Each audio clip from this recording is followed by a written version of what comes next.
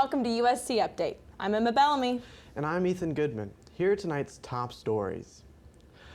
NASA's rover Perseverance recently landed on Mars with thousands upon thousands of people across the country live streaming this monumental achievement.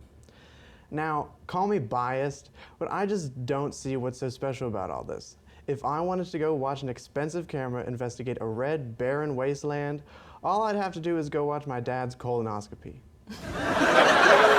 The University of Florida's veterinary team managed to remove a shoe from the stomach of a crocodile that swallowed it. Talk about a case of foot-in-the-mouth syndrome. A recent finding reported that Subway's tuna is not actually tuna, but, quote, a mixture of various concoctions that do not constitute tuna. Interestingly enough, a mixture of various concoctions that do not constitute tuna is also the result of the sex scene in The Shape of Water. Kroger Health announced that it's in the process of approving the first smartphone-enabled COVID-19 rapid test. The test would allow anyone to simply scan a nasal swab with their phone to get their test results within seconds. I gotta say, this is so exciting. I can't wait till they come out with one that tells me whether or not I have HPV. Scientists have recently discovered that the farthest known planet is 12.3 billion miles away from the sun, naming it far, far out. In keeping with this naming scheme, scientists have proposed an updated name for Earth: shithole. This week, the heartbeat bill passed through South Carolina legislature, banning all abortions in the state after the first detection of a heartbeat. Governor McMaster signed this bill into law on the grounds of protecting the sanctity of human life. In other news, my apartment, a property owned and run by McMaster and his family, has 3 outlets out of socket, a black mold problem, tape holding the windows together, and some windows that aren't even windows. No, they're just pieces of plastic loosely wedged in the window frame. Oh, and our fire escape, yes, an escape in case of fires, is only accessible from either side through a temperamental lock. If there was a fire, I'd have better luck getting out in time if the door was guarded by a troll asking me 3 riddles. Yeah, that McMaster, he's a real warrior for human life. Wait, Governor McMaster is your landlord? Yes, and last week the property manager busted through my door in a hazmat suit and asked where all the fire hazards were because they wanted to take care of them before McMaster ran for re-election. Bitch, I was pointing like a disco. I've lived there for 2 years, and it took an election for stuff to change. Wait, I think I finally understand American politics. Speaking of politics, student body elections are this week, which I'm sure you know since you woke up to a text from Brittany, who lived down the hall freshman year, asking you to vote for that frat guy she slept with last semester. I don't know about you guys, but if we haven't spoken in 3 years, don't contact me before noon. And this is gonna be the same girl that slides into my DMs in a year saying, hey girlie, I have a career opportunity for you where you can be your own boss. Exactly. But on a more positive note, the election has inspired the 2 of us to run for office next year.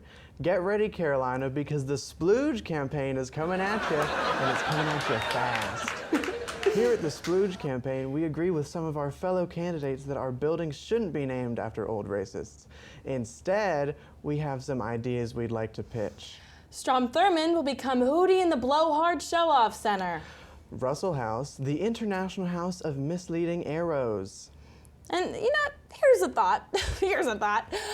Let's label Women's Quad after actual women. I'm thinking Asia Wilson building number 1, number 2, and number 3. And you know, I don't know where, but somewhere should be named after that Michael Phelps weed smoking scandal. A truly iconic point in USC's history. And you know what? While we're at it, let's rename McMaster. I don't think I can reiterate this to you enough that this man should have nothing to do with the buildings I'm in. An unsuspecting Arizona couple found a surprise in their thrift shop toy that they bought for their daughter.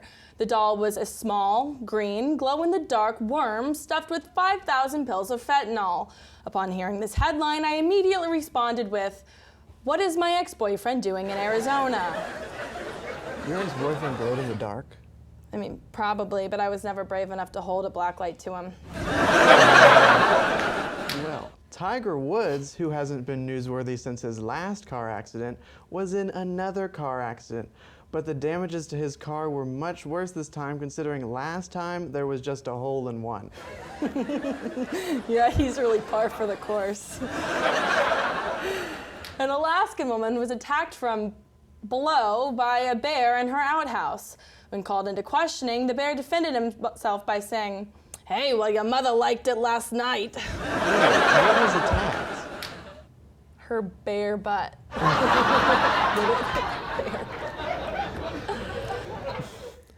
Zillow has been making news after pictures of a house filled wall to wall with lifelike mannequins was posted on their site.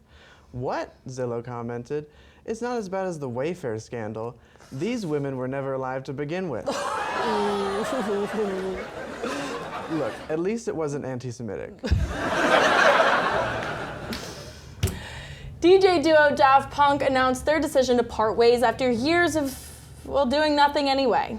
Sound familiar? Well, this has been USC Update. I'm Ethan Goodman. And I'm Emma Bellomy. Thank you and good night.